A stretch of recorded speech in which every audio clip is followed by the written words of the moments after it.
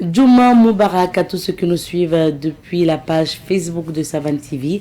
Bonjour à tous et bienvenue à ce nouveau numéro de l'émission Bonjour le Faso. Alors pour aujourd'hui, nous allons vous faire écouter les séminaristes du petit séminaire de Pabré.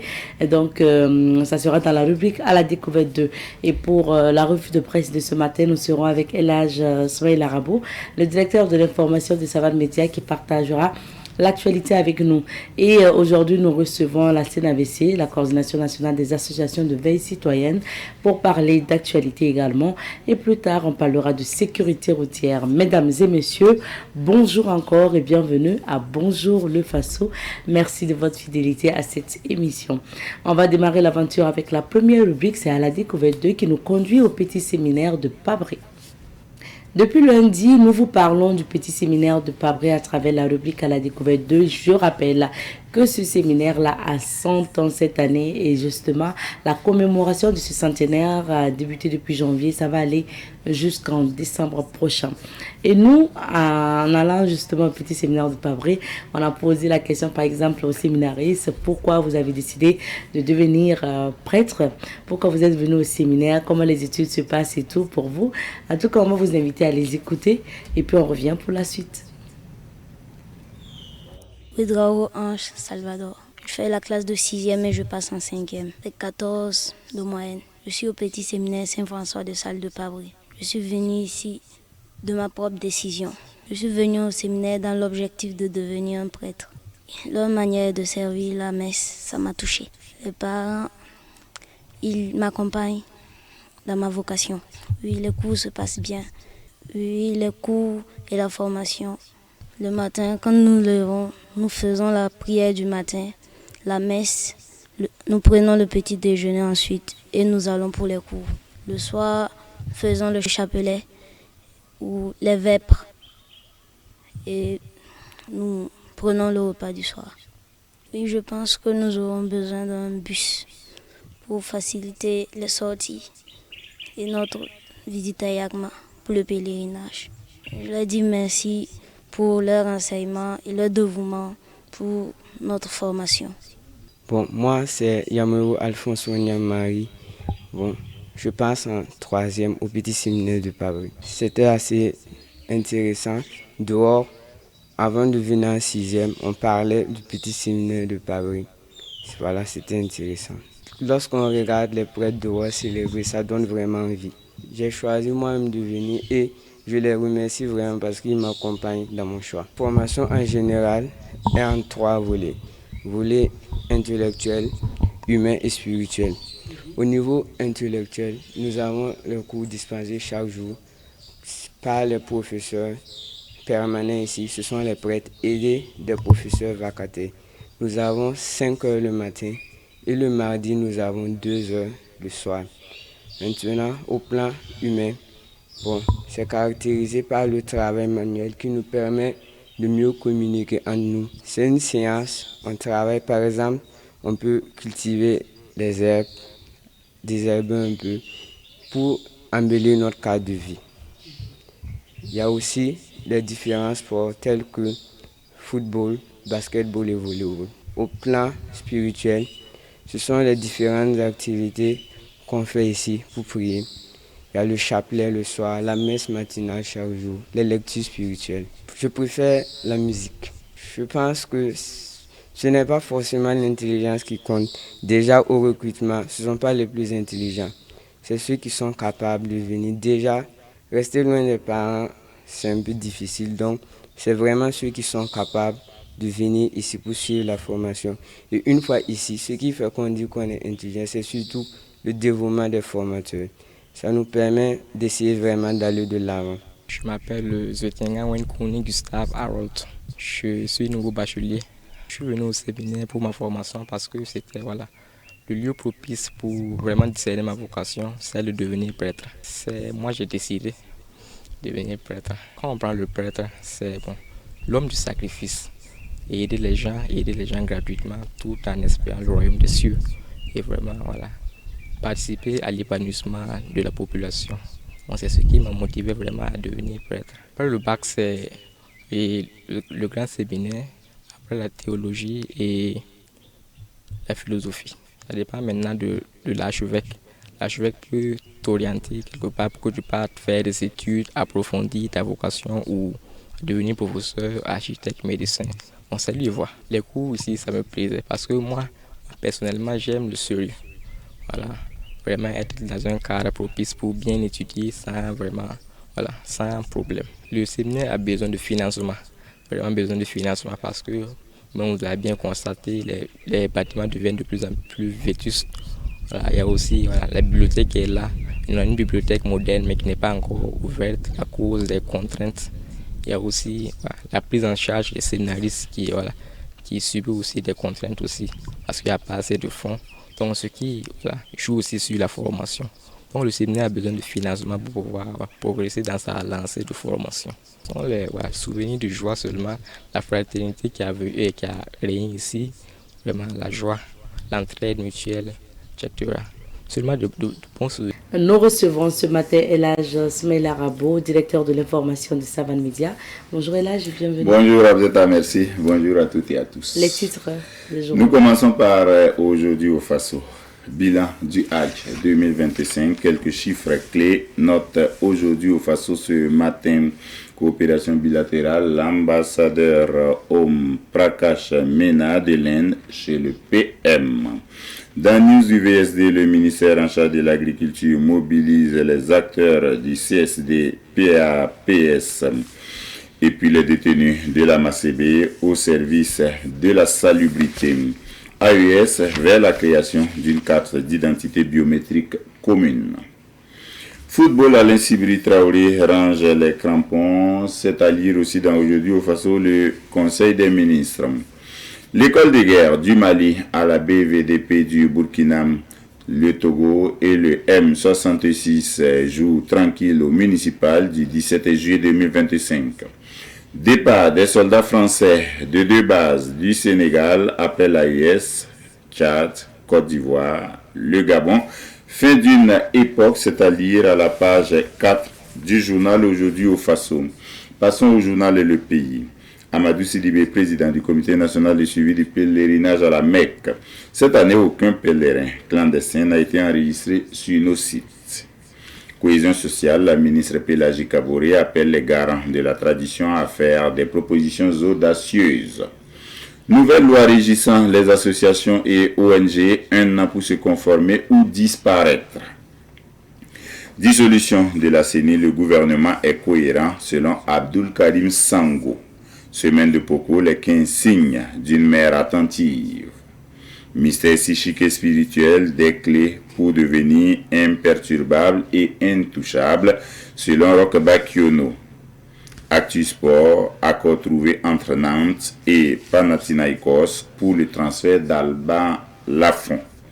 Dans Popouri, on retient les titres. Université privée du Burkina, ce classement qui fait bruit. Football, Alain Sibiri Traoré annonce sa retraite internationale. Passons au journal qui nous vient tout droit de Bobo du Lasso, l'Express du Faso. Relecture de la loi sur la liberté d'association. Elle va permettre de lutter contre le blanchiment des capitaux. Émile Zerbo. Numérologie, avec quel numéro doit-on s'associer pour être heureux? Suite.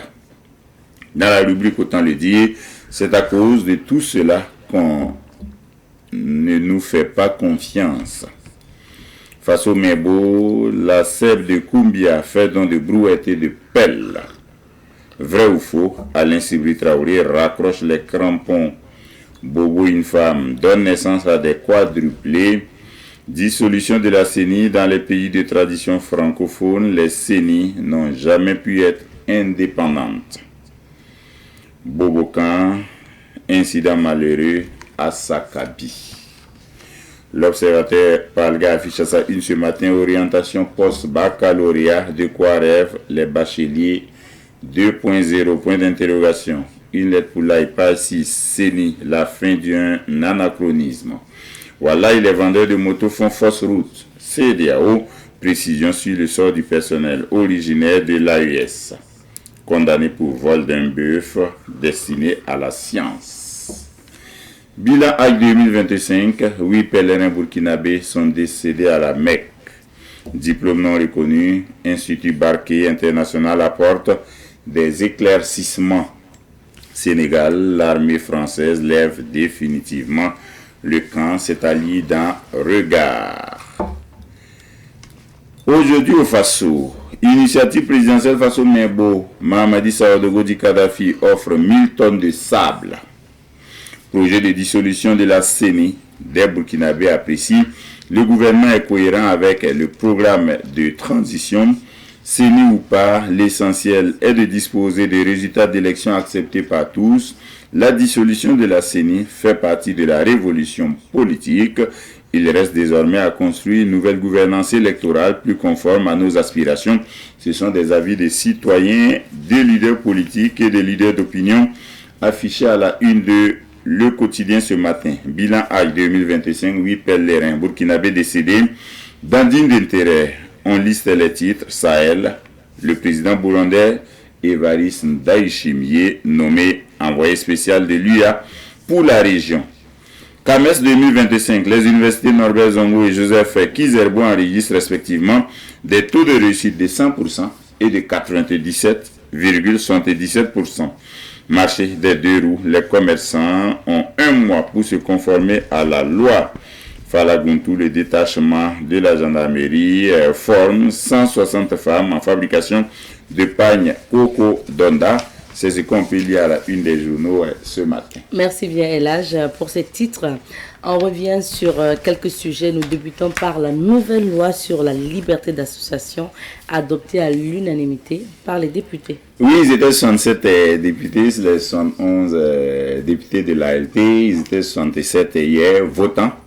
Bien entendu, de temps en temps, il y a des absences, justifiées, non justifiées, avec procuration.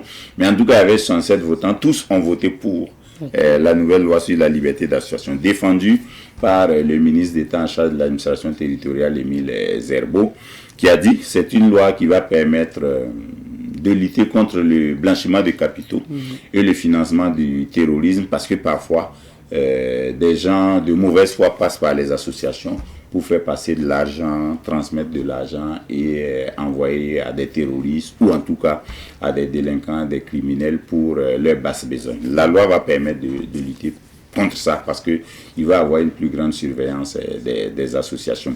Les associations internationales, par exemple, sont désormais obligées, au terme de la nouvelle loi sur la liberté d'association, de désigner un représentant burkinabé au Burkina. Donc on ne pourra pas, à distance, mener des activités sur le terrain ici, alors qu'on n'est pas représenté directement et physiquement sur le sol burkinabé. Ça va permettre de mettre la main sur le représentant légal de l'association s'il y a un problème.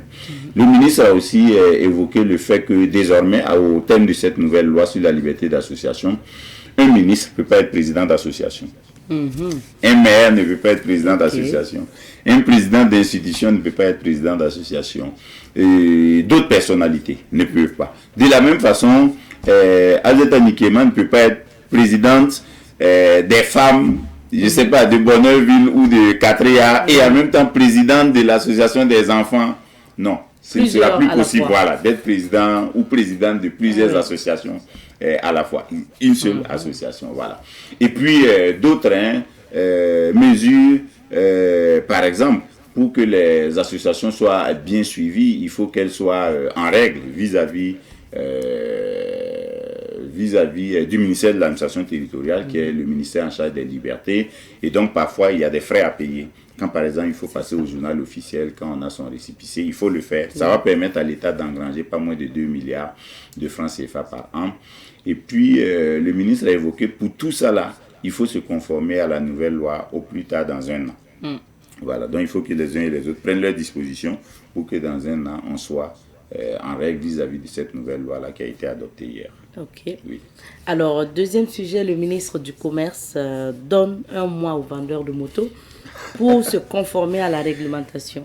Cette affaire fait beaucoup de bruit, Oui, mais depuis bien longtemps maintenant, c'est pratiquement depuis 2024 que l'affaire de la hausse vertigineuse des prix des motos est sur la table.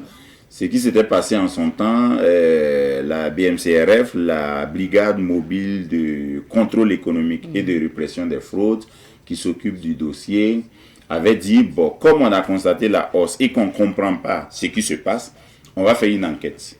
Elle a pris quelques mois pour faire l'enquête. Il y a à peu près 2 semaines, elle a sorti les résultats de son enquête et elle faisait savoir que, bon, il y a plusieurs facteurs qui pourraient expliquer ça. C'est que pour beaucoup de vendeurs de motos sur la place du marché ici au Burkina, ce sont des intermédiaires ou ce sont des commerçants qui n'ont pas accès aux usines directement, notamment en Asie, mais qui prennent les motos auprès d'intermédiaires. Ça peut expliquer une flambée des prix parce que les intermédiaires vont essayer de se faire des marges, alors qu'à l'usine, si on y a accès, on a un peu plus moins cher les motos, les engins en question.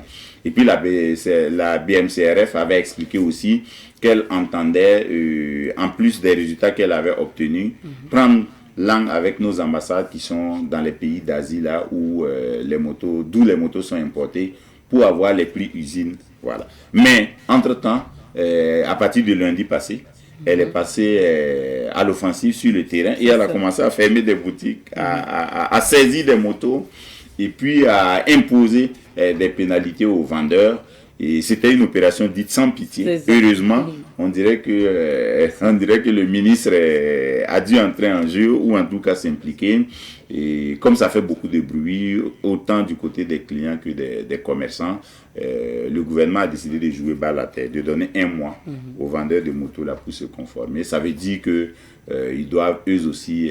nous avons interviewé un vendeur de motos, Adama Tiendrebego en l'occurrence, hier, et puis il a dit, lui, il conseillait que les autres vendeurs de motos comme lui coopèrent et collaborent avec le gouvernement, notamment avec la brigade mobile de contrôle économique de la répression des fraudes, pour qu'il y ait un dialogue, pour que les gens se comprennent mieux, parce qu'une moto qui est importée, au moment d'arriver sur le marché, a passé plusieurs filtres de l'État, voilà, que ce soit le fisc, que ce soit la douane, que ce soit les services de police et de gendarmerie, il faut beaucoup de vérifications.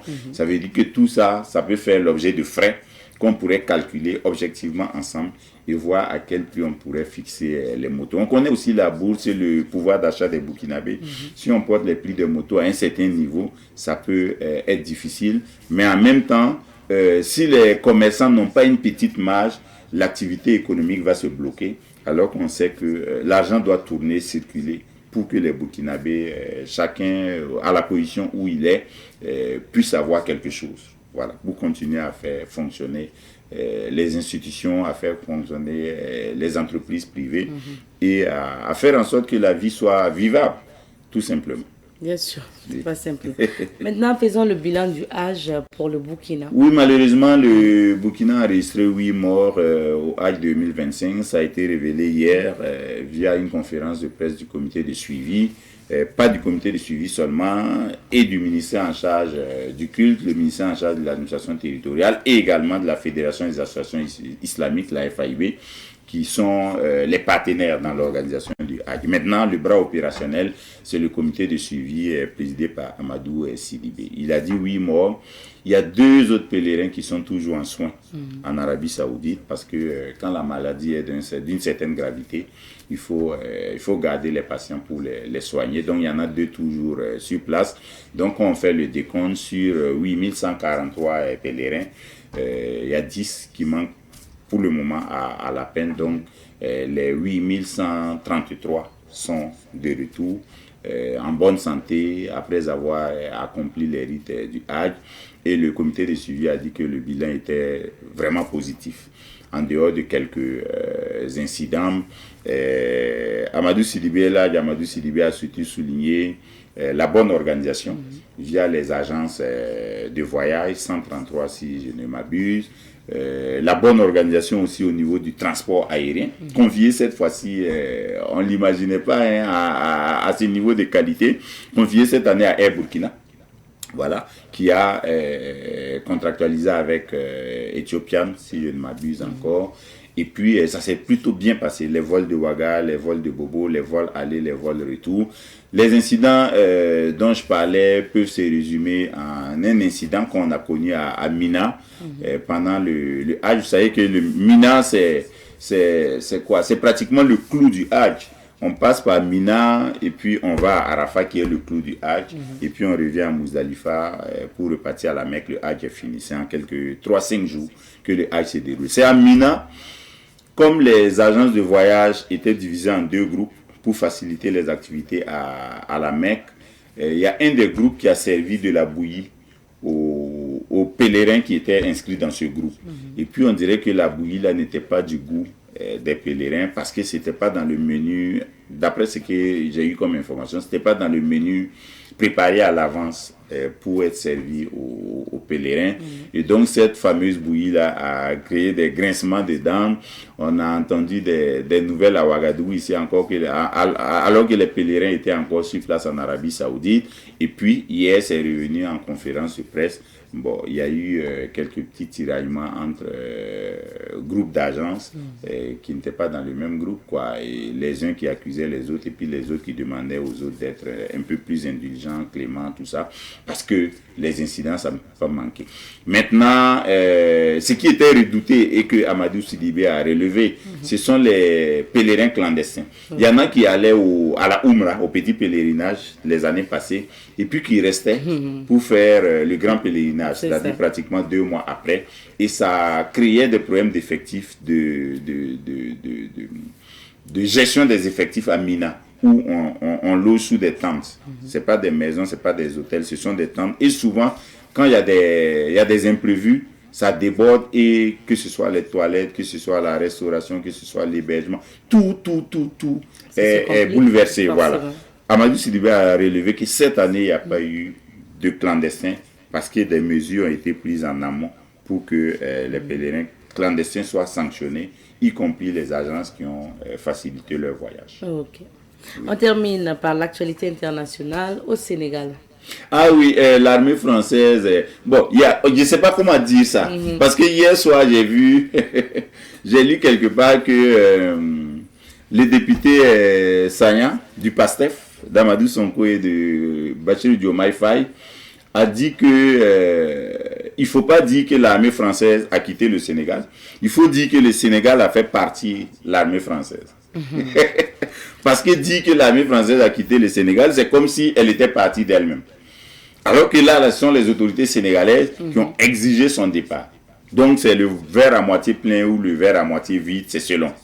Hein? Voilà, donc nous-mêmes, bon, qui ne sommes pas sénégalais, qui ne sommes pas français, on ne sait pas s'il faut dire que l'armée française est partie ou il faut dire que le Sénégal a fait partie de l'armée française. Mais c'est le même message, c'est que hier, officiellement, l'armée française a plié bagage au Sénégal, et ça s'ajoute à la longue liste des départs de l'armée française du Tchad, du Mali, du Niger, je ne veux pas citer le Burkina.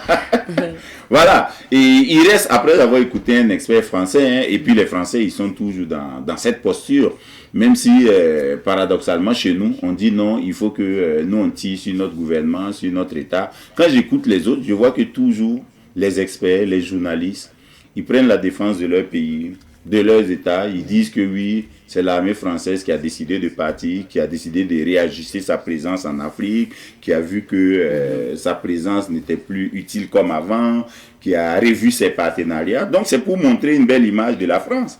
Voilà, c'est que nous, on ne sait pas toujours faire. Donc, l'expert français a dit que l'armée française qui a décidé d'être présente, mais de façon moins visible en Afrique, a décidé de garder 200 militaires au Gabon, et 100 en Côte d'Ivoire, et puis 1500 à Djibouti. C'est tout ce qui reste. Voilà. Pour le reste, l'armée française est partie. Maintenant, elle va rester à travers d'autres mécanismes pour la formation, pour des opérations ponctuelles si c'est demandé. Par exemple, avec le Sénégal, les accords de défense restent. Ce n'est pas comme avec les pays du Sahel, avec le Tchad. Là, on a dit, on dénonce tous les accords. Donc, il n'y a pas d'accord militaire entre le Burkina, le Mali, le Niger, le Tchad et puis la France. Voilà, il n'y en a plus. Par contre, avec le Sénégal, avec la Côte d'Ivoire, il y a des accords militaires. Mais les Français disent qu'ils ne vont plus se présenter en uniforme dans le pays. Voilà. Peut-être qu'ils seront en tenue civile, on ne sait pas. Mais si les Français décident de ça, c'est certainement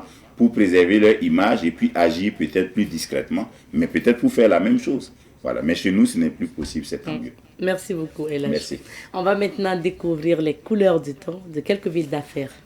Nous recevons ce matin M. Nema Palenfo de Victoire Auto-École. Bonjour, M. Palenfo. Bonjour, madame. Bienvenue sur ce plateau. Merci bien. Merci d'être là. Et aujourd'hui, on va étudier les panneaux ou bien on va réviser les panneaux. D'accord. Mais avant, dites-nous, c'est quoi un panneau? Ok, un panneau. Ok, ça c'est une question intéressante parce que l'examen pour ceux qui font la lecture des panneaux, voilà, c'est une épreuve au niveau du code de la route. Donc quand ils rentrent en général, juste à cette question seulement, même tu n'avais pas à répondre, tu es dehors. Hein. Voilà. Donc même tu as beau appris la lecture des panneaux, si tu ne peux même pas répondre c'est quoi un panneau, donc tu es dehors. Okay. Alors un panneau c'est quoi? C'est une signalisation type telle que définie par le code de la route, d'accord, qui se caractérise par sa forme, la couleur du fond, et maintenant qui doit être avec comment on appelle, un pictogramme, c'est-à-dire c'est un dessin qui est à l'intérieur du panneau, qui renseigne sur la nature de la chose. Maintenant, il doit être implanté de façon verticale en bordure de la route pour tenir lieu de quoi? C'est pour renseigner les conducteurs là par rapport à tout ce qui concerne la route. Voilà, c'est ça la définition donc d'un panneau. Alors, et quand on parle de panneaux, généralement, on remarque qu'il y a beaucoup de panneaux, M. Palenfo, que ce soit ceux qui ont fait le permis, ceux qui sont actuellement en train de faire le permis, et même nous, à travers notre éducation sur la sécurité routière à cette émission.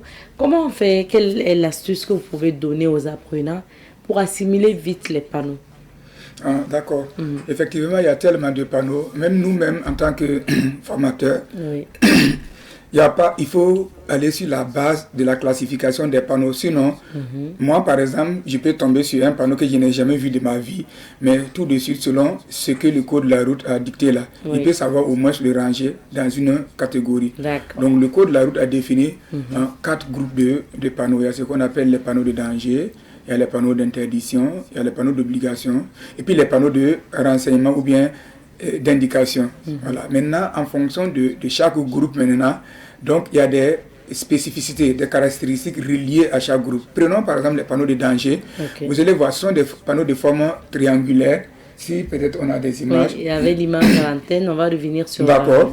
Ok. Voilà, oui. Bon, mais je vais demander ce type de panneau-là, mais à fond blanc, pour expliquer quelque chose. D'accord. Voilà, si je l'ai à fond blanc. Donc il y en a... Oui, voilà. Par exemple, ça, vous voyez, un triangle et le bord est rouge, le fond est blanc.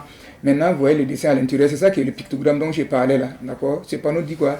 Que vous allez aborder une route à double sens de circulation, d'accord? Bon, s'il y a d'autres... Bon, on peut passer sur ça. Maintenant, on passe au panneau d'interdiction. Par exemple, les panneaux d'interdiction... Ça, c'est toujours d'accord, danger. donc, il n'y a pas de problème, je peux rester sur ça. Alors, donc, les panneaux de danger, donc, ils peuvent être à fond blanc, comme ils peuvent être à fond jaune comme ça. D'accord. Lorsque c'est à fond blanc, c'est pour dire que le danger est permanemment là. D'accord. Maintenant, si c'est à fond jaune... Comme donc, ça, là. Voilà, comme ça. En général, c'est pour des travaux. Donc, c'est un danger qui est représenté de façon temporaire. Par exemple, ici, vous voyez, bon, on n'a pas besoin même de... Le véhicule fait quoi? Ça patine, non? Donc, on va dire que quoi? Quelque chose c'est temporairement glissante. Mais ça peut être dû à quoi? À la boue. Alors, c'est quoi? Soit à cause des travaux, on peut mettre les panneaux jaunes comme ça. Bon. Mais après, à la fin des travaux, maintenant, il faut les arracher pour remettre maintenant d'autres panneaux à fond blanc, ou là où c'est nécessaire. Mais il y a d'autres panneaux qui peuvent demeurer. Si on peut revenir sur l'image là. Mais il y a d'autres panneaux qui peuvent demeurer jaunes comme ça. Ils demeurent jaunes, c'est par rapport à quoi? Genre, quand on parle de la boue, ici là, le danger est lié à la boue. C'est pour dire que quoi? Que c'est en saison hivernale que le danger est réel. Mais c'est pas pour dire aussi que quand la pluie va passer, qu'on va aller déterrer les panneaux, aller déposer à la maison, et puis attendre que la pluie revienne, on va les planter. Non, le panneau va demeurer de façon permanente là-bas, mais le danger en réalité est temporaire. D'accord. On peut passer maintenant aux panneaux d'interdiction. Les panneaux d'interdiction. Essayez d'expliquer brièvement les fonds. Les fonds. Okay, voilà, donc là, on est là. D'accord. Donc les panneaux d'interdiction, donc ils sont de forme circulaire, contour rouge, fond blanc, avec un pictogramme. Vous voyez par exemple ce qui est dedans. D'accord. Donc quand c'est comme ça, décrit rouge comme ça là, c'est le début de l'interdiction. Donc normalement pour les panneaux de danger, quelque chose que j'ai omis de dire c'est quoi? Le panneau de danger doit être anticipé avant la zone de danger. Donc on doit le positionner, d'accord, en ville à 50 mètres avant la zone de danger, et puis hors de la ville à 150 mètres avant la zone de danger. il n'y a que les panneaux de danger qui sont des signaux avancés, comme on le dit. C'est normal, il faut prévenir le conducteur d'abord avant qu'il arrive. Maintenant, les autres panneaux-là sont en principe des signaux de position, sauf indication contraire. Bon, si on revient sur la question, je vais expliquer ce que c'est que l'indication contraire. D'accord? Donc, quand les panneaux d'interdiction, il a j'ai dit forme circulaire, contour rouge et puis fond blanc. Donc, avec le pictogramme à l'intérieur pour marquer le début de l'interdiction. Maintenant, voilà. Ça, c'est le début de l'interdiction. Okay. Maintenant, on passe au panneau suivant que vous venez de passer là. Donc, pour le noir, c'est la fin de l'interdiction. Voilà, ça lève l'interdiction. Donc, en principe, l'interdiction doit commencer au pied du panneau et puis finir là où, quand vous allez rencontrer ce panneau-là, il y a d'autres choses aussi comme l'intersection. Si vous ne trouvez pas ce panneau et que vous arrivez à un croisement, l'interdiction est levée. Voilà. Maintenant, on passe au panneau d'obligation. Donc, les panneaux d'obligation, et ils sont de forme circulaire à fond bleu. Tout panneau au monde de forme circulaire à fond bleu impose une manœuvre à suivre. Non, forme circulaire à fond bleu. Forme circulaire à fond bleu. Donc, ça c'est les panneaux de renseignement. De renseignement, on va arriver là. Voilà, mais bon. Ok, il n'y a pas de souci. Donc, forme circulaire à fond bleu avec un pictogramme à l'intérieur pour marquer le début de l'obligation. D'accord? Donc, c'est-à-dire qu'en principe, l'obligation, voilà, par exemple ça, on a dit que c'est une voie réservée obligatoirement pour les transports en commun. Donc en agglomération, bon, comme on est en retard toujours par rapport à l'avancement des choses, sinon chez les Blancs ou bien les pays bien développés, là, si ils voient ce panneau, ça dit que les bus en ville là doivent emprunter forcément cette voie-là. Ils ne doivent pas laisser, s'ils ont vu ce panneau qui montre la voie, ils ne doivent pas laisser ça pour aller sur les autres voies. Et personne ne doit venir sur cette voie. C'est ça on dit, début d'une voie obligatoire pour les transports en commun. Donc, j'ai dit quoi? Forme circulaire, fond bleu, voilà le pictogramme. Maintenant, ce panneau-là va être barré, très bien, comme ça. Quand il est barré comme ça, il va lever maintenant, donc la fin de l'obligation. Voilà, c'est à peu près comme ça que ça fonctionne. Maintenant, le troisième groupe, et le quatrième groupe du mois, maintenant, c'est les panneaux d'indication ou de renseignement. Là-bas, et ils n'ont pas de forme fixe. Ils n'ont pas de forme fixe, mais en général, comme ça, ils sont en général de forme carrée ou rectangulaire. Par exemple, bon, je vais prendre, si vous avez ouvert un salon de coiffure et que vous voulez indiquer au client, qu'est-ce que vous allez faire? Vous allez écrire peut-être Madame Nikiema, coiffure, tant, ce que vous faites, vous proposez vos services, mais vous mettez en bas peut-être 3 km ou bien 300 mètres ou bien 500 mètres pour dire que c'est devant à 500 mètres. D'accord? Alors, donc ça, c'est un panneau d'indication parce qu'il marque et il porte mention de distance. Une fois que vous allez arriver maintenant à votre salon, on va répéter le même panneau, mais on va faire disparaître maintenant la mention de distance. D'accord? Ça, ce sera un panneau de renseignement. D'accord. Alors, ce qu'on entend aussi quand on lit les panneaux, c'est interdiction de tourner à droite avant la prochaine interdiction, interdiction de tourner à gauche. La prochaine intersection. Voilà, des choses comme ça. Est-ce que vous pouvez nous en dire plus? D'accord. C'est ça, quand je parlais, j'ai dit que, hormis les panneaux de danger qui sont des signaux avancés, c'est normal qu'on prévienne le conducteur à l'avance. Il dit, à part ça, les autres panneaux sont en principe des signaux de position. Ça veut dire que la chose doit commencer avec le panneau, sauf indication contraire. L'indication contraire, c'est quoi? Ce sont les panneaux qui parlent de direction, notamment les panneaux d'interdiction qui interdisent des directions à emprunter et les panneaux d'obligation qui imposent des directions à emprunter. Voilà, comme ça. Alors, vous allez voir que, par exemple, imaginez, si vous êtes par exemple à une ville, que vous avez obligation de tourner à droite, est-ce que vous pensez que vous pouvez négocier la manœuvre comme ça brusquement en tournant? Non. Donc, à ce moment, qu'est-ce qu'on fait? On va dire que quoi? Obligation de tourner à droite à l'intersection prochaine. Ça veut dire que quoi? Le panneau est là, vous allez le devancer, mais à partir de maintenant, le code de la route impose, quand quelqu'un arrive à une intersection, qu'est-ce qu'il doit faire? Il faut qu'il négocie ce qu'on appelle le choix des voies.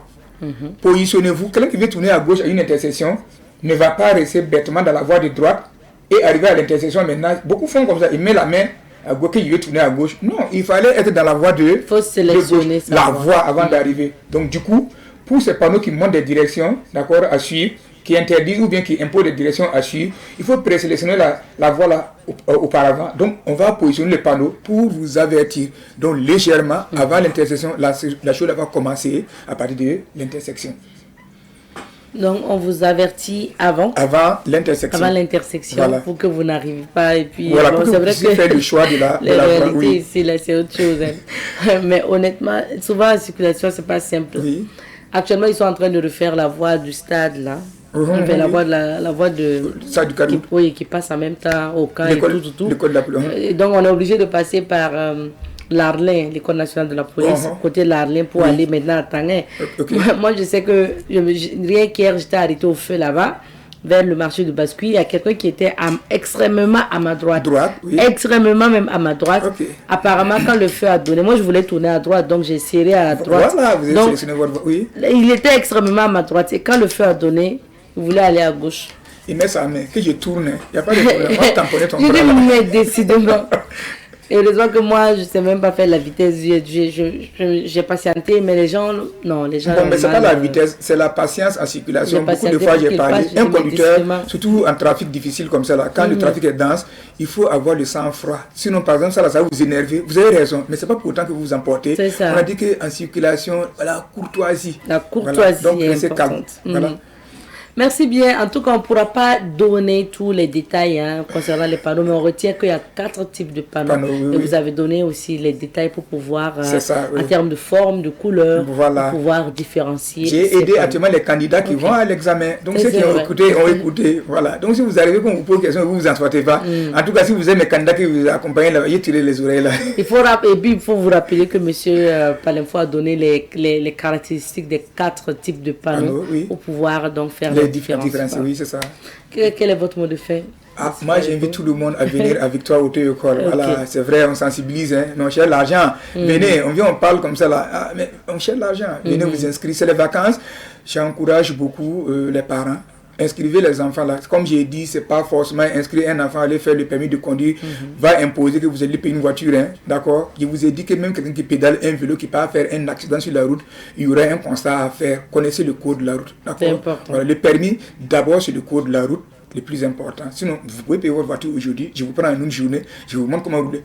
D'ailleurs, les voitures aujourd'hui sont boîtes automatiques. Bon, on n'a pas besoin, comme un scooter. Mais comment vous positionnez sur la route, comment éviter les accidents et tout. Et savoir lire le langage de la route à travers les codes. C'est ça le code de la route. C'est vrai. Voilà. Merci beaucoup, M. Palenfo. C'est moi qui vous remercie. Et merci à Victoire Auto-École, notre partenaire de tous les vendredis pour justement cette chronique.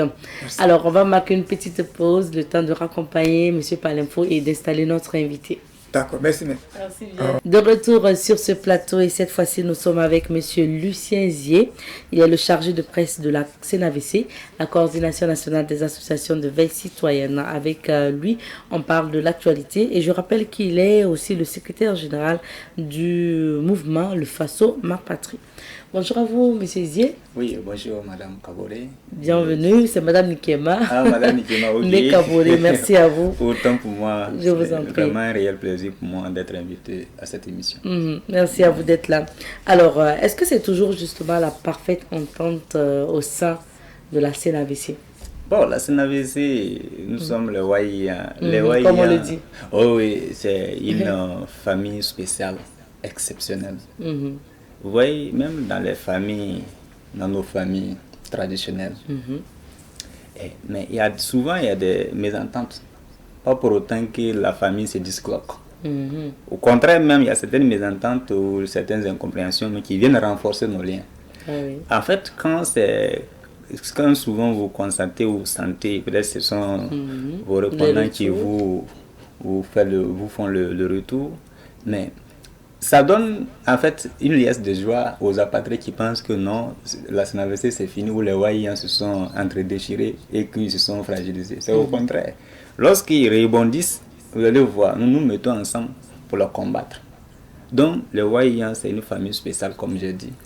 Je profite de ce micro pour leur tirer mon chapeau à tous ceux qui veillent et qui assurent cette veille quotidienne vraiment pour la survie de notre nation. Donc, pas de biscuits souvent liés à peut-être des partages d'argent ou de... Non, puisqu'il n'y a pas de partage leadership. Non. Le leadership, ça peut arriver partout. Même peut-être dans votre média ici, il peut y avoir souvent des bisbilles, en tout cas en termes de leadership ou en termes d'assurer certaines responsabilités qui relèvent des prérogatives que d'autres, peut-être selon leur poids, ont pu arracher certaines choses. Ça peut arriver. Mais pas pour autant qu'on n'existe pas ou qu'on n'est pas fort. Nous sommes toujours les mêmes Waïens que vous avez connus le 30 septembre 2022 et nous resterons les mêmes et il n'y a pas de souci. Et j'ai l'impression que vous organisez de moins en moins d'activités maintenant. C'est dû à quoi? Non, pas de moins en moins. Ça veut dire que la nature des activités peut changer. Ok. Voilà, selon donc les défis, la nature peut changer. Vous savez, aujourd'hui, le capitaine Ibrahim Traoré a lancé plusieurs initiatives présidentielles. Et il y a l'initiative présidentielle Faso, mais bon, il y a une initiative présidentielle à gros niveau pastoral. Aujourd'hui, nous sommes dans une période où il faut aller cultiver pour contribuer donc à cette reconquête de la souveraineté alimentaire. Donc, il y a plusieurs Haïtiens qui ont fait des champs. Et d'autres sont dans les champs. Parce que mais bon, nous contribuons. Oui. Donc, les activités, bon, d'inauguration de rond-point. Mais on les fait même dans les provinces. Voilà, au-delà de Ouagadougou, nous sommes dans les provinces, dans les communes. Vous avez vu hier, avant-hier, il y a eu un grand meeting dans une commune donnée. Donc, à l'est, également, il y a des mobilisations. Donc, ça veut dire quoi? Même hier soir seulement, nous étions en direct au rond-point Ibrahim Traoré. C'est pour simplement dire que nous sommes là. Vous êtes là. Voilà. Mais comme on a fini par fragiliser l'ennemi, les apatrides, c'est pourquoi souvent nous restons un peu. Lorsqu'ils sortent, nous ressortons également pour leur mettre en garde, pour dire que nous sommes là. Voilà. Alors, vous avez parlé d'initiative présidentielle. J'aimerais bien avoir votre avis sur l'initiative Faso Mebo qui connaît de l'engouement. Actuellement, beaucoup de citoyens burkinabés se mobilisent en termes de dons, en termes même de main-d'œuvre et autres. Alors, qu'est-ce que vous en pensez? C'est pour dire que le capitaine Ibrahim Traoré, par cette vision qu'il a eue d'embellir, de construire notre nation, surtout d'appeler les Burkinabés à construire cela volontairement, il a trouvé en tout cas la meilleure vision, la meilleure idée en tout cas, qui puisse même souder les Burkinabés entre eux. La dernière fois nous étions à Faso Mebo à Ouaga ici, quand vous regardez des gens qui se mobilisent, les acteurs de la culture, même les journalistes, et tout le monde se mobilise. Il y a eu tout un ménage même qui est venu rester là-bas pour simplement participer à la confection des pavés, soulever les pavés, mouiller le béton. Et quand vous regardez cela, autour de ces travaux, il y a la solidarité qui se construit. Autour de ces travaux, il y a le patriotisme qu'on développe. Le sens même d'assurer ou de veiller à l'entretien des biens publics. Lorsque aujourd'hui vous participez à la construction d'une route, vous allez donc bien prendre soin de cette voie. Donc, le capitaine Ibrahim Traoré a trouvé vraiment, a donné l'opportunité aux Burkinabés de participer pleinement à la construction de leur nation. Ouais. C'est une très belle initiative. Et l'actualité aujourd'hui, c'est aussi le désaccord sur la présidence de l'institution l'UEMOA, présidence qui devrait revenir justement au Burkina Faso. Pourquoi ce désaccord, selon vous? Ça veut dire, c'est clair. Aujourd'hui, lorsqu'on parle d'abord CEDEAO, je parle de ça. CEDEAO qui était dans la main de l'impérialisme et ses servants locaux, manipulés à souhait pour servir les intérêts. Aujourd'hui, ce sont les mêmes là qui sont au sein de l'UEMOA. Ils savent très bien que selon la logique des présidences tournantes de l'UEMOA, ça revient au Burkina Faso. Et on dit, les textes disent, lorsque le Conseil des ministres est pris par un pays, la conférence des chefs d'État également est présidée par le président de ce même pays. Mais pourquoi à notre tour on vient faire un blocage? Au contraire, c'est un acte de sabotage même, puisque ça empiète même sur les dispositions du traité de l'UEMOA. Donc c'est pour simplement dire que comme le Burkina Faso, le Mali et le Niger sont dans une dynamique de souveraineté, cette souveraineté qui vise à se débarrasser de l'impérialisme et des tentacules locaux. Bon, est-ce qu'ils vont accepter de nous confier totalement cet organe sous-régional? Et c'est pourquoi, même s'ils vont tordre le cou aux lois, aux tests, ils vont le faire pour simplement éviter que le Burkina ou l'un des pays de l'AES puisse vraiment prendre la présidence de conférence des chefs d'État et également prendre en même temps le Conseil des ministres. Et c'est pourquoi nous avions observé cela. Vous avez vu, même on a monté tout un pays. Aujourd'hui, vous voyez le président Alassane Ouattara, c'est lui que nous appelons ici le sous-préfet. Aujourd'hui, il est secondé par le président du Sénégal, Diomaye Faye, qui envoie son ministre des Finances pour insulter, tenu de propos inappropriés, outragés contre le peuple de l'AES. Lorsque vous insultez un ministre des Finances de l'AES, vous avez insulté le peuple, puisque le peuple a fait confiance à ce ministre. Vous avez vu au Burkina seulement, pour prendre, je ne fais pas un parallèle, Au Burkina Faso, il y a des ministres qu'on avait nommés en fin d'année 2022. Le peuple n'était pas content. Et a dit, ces ministres-là, on les a vus à l'épreuve ici. Donc, mais vous avez vu que l'État quand même a revenu sur sa décision concernant donc cette nomination. Donc c'est pour simplement dire que lorsque vous insultez un ministre lors d'une telle instance, vous avez insulté le peuple. Donc c'est pour vraiment dire, juste je reviens dans l'histoire pour dire, lorsqu'on parlait de la communauté économique de l'Afrique de l'Ouest, vous avez vu, lorsqu'ils avaient confié donc cette présidence au capitaine Thomas Sankara, le 29 octobre 1984, il avait dit, lui, il va administrer une thérapeutique de choc. Ça veut dire qu'il surgit sans anesthésie. Ils ont peur que le capitaine Ibrahim Traoré vienne imprimer cette volonté. De toute la manière, le capitaine a été clair. Il dit qu'il est dans la logique de souveraineté. Il va poursuivre le combat de Thomas Sankara. Donc, ils ont peur de cela. C'est pour ça. Donc, il y a eu ce refus-là. En tout cas, face à ça, les ministres des pays de l'AES se sont retirés, mais la rencontre a quand même poursuivi. Est-ce que face à ça, vous pensez que les autres pays de l'UEMOA, les 5 autres pays, vont reculer? Non, mais vous changer de décision. Oui, d'abord, quand on parle de l'UEMOA, ce sont les 8 pays. Voilà. Et lorsque 3 à cette pays... rencontre, les 3 se sont retirés vu le refus donc, de la présidence du Burkina. Donc les 5 ont continué quand même la rencontre sans les 3. Est-ce que comme ils ont continué, vous pensez qu'ils vont reculer, il y aura d'autres portes de sortie? Oui, mais ça ne peut pas avoir la même portée. La décision ne peut pas avoir la même portée. K8. K8. Oui. C'est le cas similaire de la CEDEAO. Lorsque les 3 pays également ont décidé de quitter la CEDEAO se retrouve à 12, je crois.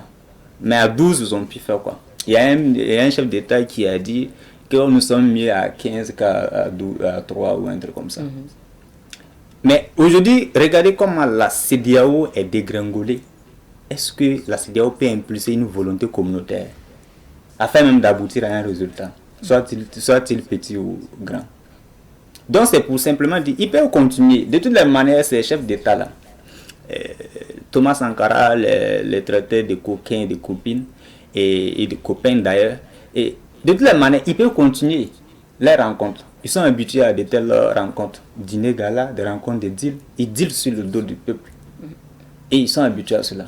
Mais d'abord, le retrait des 3 ministres des Finances de l'AES montre à quel point nous aspirons à la dignité. C'est un retrait qui a été fait avec... ils ont mesuré l'ampleur de la situation. Et ils ont décidé de quitter ce qui ressemble à une honte. Et ce qui est inapproprié, il faut s'en débarrasser. Alors, quelle est l'importance pour le Burkina Faso concrètement de présider le Conseil des ministres de l'UEMOA? Non, l'importance, lorsque le Burkina Faso va présider, nous sommes dans une dynamique de souveraineté. Une dynamique qui vise à satisfaire les intérêts supérieurs de nos peuples. Et c'est pour justement imprimer cette volonté à la tête de l'UEMOA, qui est un organe sous-régional, qui a de fortes décisions en matière monétaire, économique, facilitant donc l'intégration des peuples. Lorsque vous voyez le capitaine Ibrahim Traoré, tout ce qui le préoccupe, c'est l'intérêt supérieur de notre peuple. Et s'il se retrouve à la tête de cet organe, il ne va jamais prendre des décisions allant même à sanctionner ou à geler des avoirs de certains pays. Il va au contraire permettre à ce que cet espace sous-régional-là puisse vraiment mobiliser des ressources afin que la bourse même UEMOA puisse être redynamisée pour impulser le développement communautaire. Ça ne sera pas des paroles en l'air, ça ne sera pas des discours creux, ça sera des véritables propos en lien avec des actions concrètes qui seront posées. Est-ce que aussi la question de la monnaie, est-ce que si le Burkina arrivait à la tête de l'UEMOA, cette question de monnaie-là allait connaître une accélération selon vous? Quel genre de monnaie? Bon, peut-être une nouvelle monnaie, parce que ça aussi, ça est au débat, parce qu'on sait que pour certains observateurs, il faut laisser tomber le franc CFA, allez-y à une nouvelle monnaie. Est-ce que vous pensez que si le Burkina arrive à la tête du Conseil des ministres de l'UEMOA, ça va faciliter la création d'une nouvelle monnaie? C'est ça, il dit. Le Burkina Faso est dans une logique de souveraineté. La monnaie est un élément central de la souveraineté. Lorsqu'on parle de souveraineté économique, la monnaie vient comme l'oxygène. Oui. Lorsque votre oxygène, l'oxygène qui circule dans un corps, lorsque le corps n'a pas une certaine autonomie, ou bien d'avoir cet oxygène, si ça dépend de quelqu'un d'autre, je pense que ce corps n'est pas un corps vivable et vivace. Donc c'est pour simplement dire, en implémentant cette volonté de souveraineté à la tête de cette institution, cela va sans dire que la question de la monnaie ne sera pas en reste. Encore, c'est peut-être même, puisqu'il y a un projet de dévaluation de francs CFA qui est en cours dans les couloirs de l'Élysée, et en complicité avec certains servants locaux qui sont des chefs d'État. Donc, en empêchant même le Burkina Faso de ne pas être à la tête de cette conférence des chefs d'État-là, c'est pour éviter que le capitaine Ibrahim Traoré vienne bloquer ce projet de dévaluation du franc CFA. Parce qu'aujourd'hui, quoi qu'on dise, l'économie de la France est dégringolée. Une chute libre. Donc, pour se rattraper, comme ce qu'elle a fait en 1994, elle va nous faire supporter le vide qu'a créé la situation qu'elle est dedans, afin qu'elle puisse importer gratuitement les produits dont elle a besoin pour tenir, sinon maintenir l'équilibre de son économie. Le taux de chômage augmente, les délestages intempestifs par là, par-ci, les industries qui se ferment, les crimes qui s'accroissent. Donc, c'est face à tout cela qu'on manipule certains chefs d'État qui sont des marionnettes afin justement que ce projet-là aboutisse. Mais pourquoi accepter? Ils savent très bien, si le capitaine vient, c'est fini pour eux. Donc, ils ont le moyen de vraiment activer les leviers pour l'empêcher de venir à la tête des chefs d'État. Ce que nous avons compris aussi en fonction des explications de certains observateurs ou même en analysant les dires de certains chefs d'État, c'est que les pays, les autres pays, je vais dire les 5 autres pays membres de l'UEMOA, certains pays reprocheraient aux pays de l'AES d'avoir quitté déjà en fait la CEDEAO. C'est vrai que c'est des institutions différentes, mais ils se disent, bah, écoutez, vous avez quitté la CEDEAO, donc bon, pourquoi ne pas quitter l'UEMOA en même temps, et puis allez-y créer, bon, vous avez créé l'AES, donc allez-y créer votre monnaie, et puis encadrer par autre chose votre économie et tout. Donc, qu'est-ce que vous pensez de ça? Est-ce que ce n'est pas dû à ça? Voilà pourquoi on se dit, bah, vous n'êtes plus de la CEDEAO, donc voilà. Non, vous voyez, lorsque les gens veulent créer forcément une corrélation entre CEDEAO et UEMOA, alors que chaque organisation a son test fondateur. Ça aussi. L'UEMOA a un traité fondateur, CEDEAO aussi a son traité. C'est différent. C'est très différent. La CEDEAO a existé en 1975, l'UEMOA a existé en 1994. Donc, ce n'est pas les mêmes missions, ce n'est pas les mêmes objectifs. C'est vrai que les acteurs sont à peu près, pratiquement les mêmes. Ceux qui sont au niveau de la CEDEAO se retrouvent encore dans l'UEMOA, mais pour d'autres missions. Mais tout concourt au bien-être de nos peuples. Mais lorsqu'on dit que non, quand vous avez quitté CEDEAO, quitter aussi l'UEMOA, c'est pour simplement dire que l'UEMOA et CEDEAO sont les instruments d'un seul maître. Le parrain de CEDEAO, c'est le même là qui est le parrain de l'UEMOA. Donc le parrain étant celui qui a le pouvoir de décider, d'instrumentaliser qui il veut pour satisfaire ses intérêts. C'est pourquoi certaines personnes tiennent de cette incohérence comme étant leur argument pour faire comprendre que nos peuples doivent quitter. Mais en réalité, leur souhait, ce n'est pas qu'on quitte. C'est qu'on accepte la domination, l'exploitation, qu'on se soumette. Mais nous sommes un peuple nous sommes des peuples qui ont connu vraiment la barbarie. Nos parents ont souffert. Beaucoup ont été déportés en Europe, embastés, torturés, soumis à l'humiliation. Mais est-ce que vous pensez que les gens vont dire, comme vous avez quitté CEDEAO, quittez aussi l'UEMOA? Nous n'allons pas quitter. Comme ça. Il faut d'abord les faire comprendre. D'abord le sens de notre combat. Et le moment venu, nous allons quitter en toute responsabilité. Et ce n'est pas à eux de nous dire de quitter.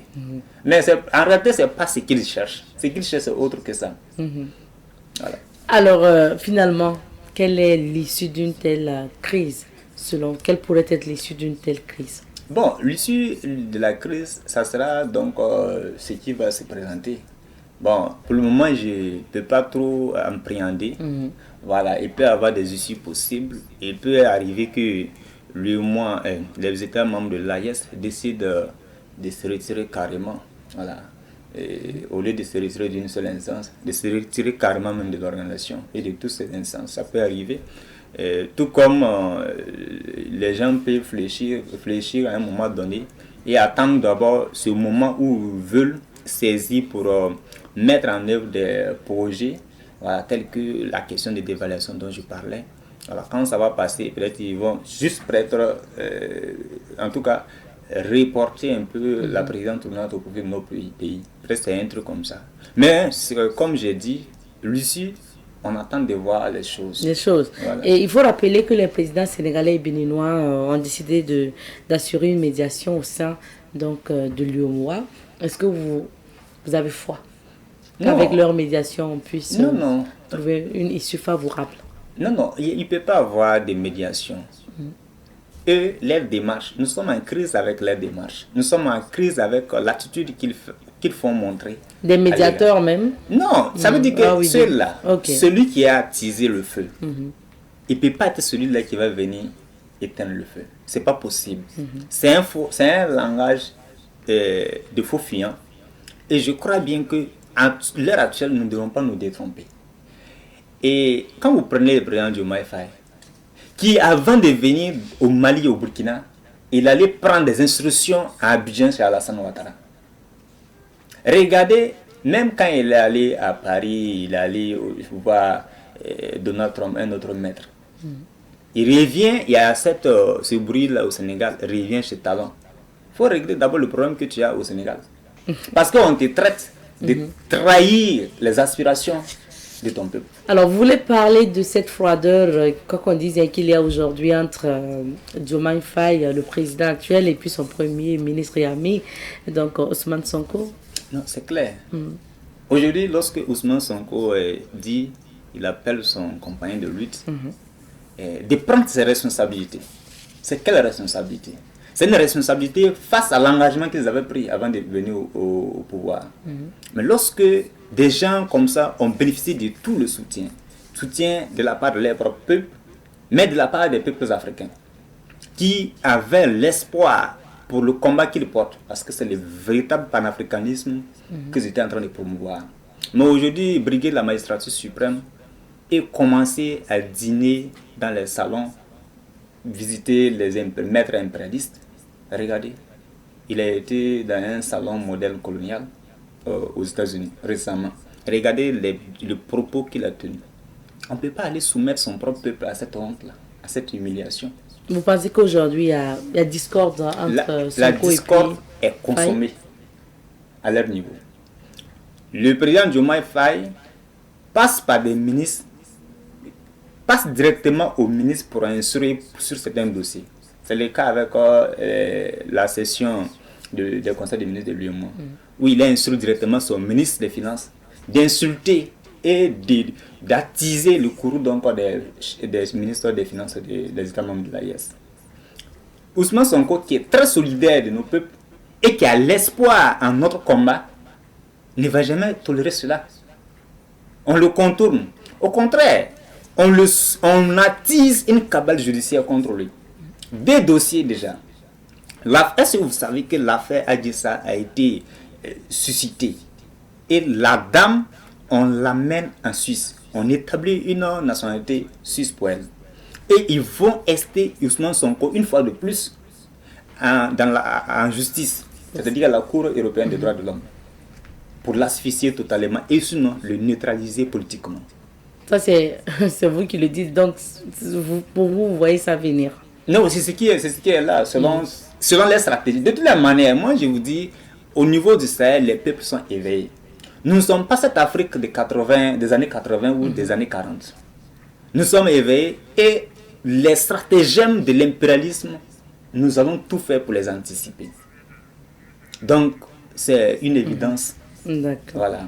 Merci beaucoup, monsieur Al, que notre temps d'entretien est terminé, monsieur Zier. On va devoir s'arrêter ici pour ce matin. Merci à vous d'avoir répondu à notre invitation. C'est moi qui vous remercie. On s'arrête ici pour l'entretien d'aujourd'hui. Marquons une petite pause, le temps d'installer Honoré. Et nous débutons les rendez-vous du week-end avec la deuxième édition du festival Burkina Mon Combat avec Honoré. Bonjour d'abord. Bonjour à toi, bonjour à nos téléspectateurs et nous vous souhaitons un bon Juma Mubarak, que le bon Dieu dans son infinie bonté exauce nos différents vœux et qu'il nous permette tout un chacun de nous de partager cet amour là autour de nous pour contribuer à un retour de la paix ici au Faso. La paix, rien que la paix pour notre patrie, le Burkina Faso. Tu l'as si bien dit, le festival Burkina Mon Combat, la deuxième édition qui s'ouvre ses portes aujourd'hui du côté bien sûr du Palais des Sports de Ouaga 2000, alors qui verra la participation d'artistes émérites de Burkina Faso, des artistes comme Idak Bassalvé et bien sûr Rayman Mistania Natou Bas Widga, Wekos le Baba et bien sûr Plume Sans Frontières, Zena Wimti Black, Rasmo, Kader Champion seront de la partie. Ils vont vous émerveiller à travers des prestations d'artistes, mais également aussi nous aurons une rue marchande, une manière à nous de valoriser aussi notre art culinaire, mais également permettre à ces nouvelles personnes qui vont prendre part à ce festival-là de vivre pleinement la deuxième édition du festival Burkina Mon Combat. Notre combat, c'est le retour de la paix ici au Faso et je suis sûr qu'à travers les activités que nous allons mener durant cette deuxième édition, nous allons demander à tout un chacun de nous d'apporter sa contribution pour le retour de la paix ici au Faso. Alors, l'ouverture, c'est pour ce soir déjà du côté du Palais des Sports de Ouaga 2000, à partir bien sûr de 18h pour la deuxième édition du festival Burkina Mon Combat. Deuxième actualité, on parle film. Alors nous parlons film déjà avec les projections, voilà, cinématographiques du côté bien sûr du ciné Espoir de Tampi et bien sûr du Wemtenga. À la demande des cinéphiles, nous rebelletons avec le film Le Voisin, l'allée le voisin de Rama. C'est ce film-là qui vous a proposé aux séances de 19h et 21h. Ce pour un prix d'entrée de 800 francs du côté du ciné Espoir de Tampi et bien sûr du côté du ciné Wemtenga. Et du côté du ciné Nerwaya plutôt, nous rebelletons avec le film Mariage à tout prix, une belle comédie que nous vous demandons de découvrir du côté du ciné Nerwaya au prix d'entrée de 2000 et 2500 francs aux séances de 18h30, 20h30, 22h30, ce jusqu'au 20 juillet à venir. Et du côté bien sûr du ciné Burkina, nous rebelletons avec le film Geneba, c'est ce film-là que nous vous demandons de venir découvrir, un film d'ailleurs du grand réalisateur Thierry Gildas Cambian. C'est ce film-là que l'on vous propose aux séances de 18h30, 20h30 et 22h30, ce pour un prix d'entrée également de 2000 et 2500 francs. Alors hâtez-vous effectuer le déplacement pour vivre pleinement voilà, ces différentes projections, parce que comme on le dit, quand on aime la vie, on va au cinéma. On termine par les rendez-vous de la maison, Honoré. Les rendez-vous de la maison, c'est déjà à partir de 11h. Un seul numéro à composer, c'est le 02 21 02 02 pour prendre part à votre émission, voilà, cadeau du jour. Et nous espérons voilà, que toutes ces personnes-là qui vont y participer retourneront à la maison avec un cadeau. Évidemment, bien sûr, si vous nous donnez la bonne réponse. La rétrospective du soirée à la télévision sur Savant TV, c'est bien sûr le samedi à partir de 14h30 et le dimanche à partir de 7h30. Quant à la rétrospective, voilà, sur à la radio, voilà, de votre émission, voilà, du soirée, bien sûr, c'est le dimanche à partir de 6h.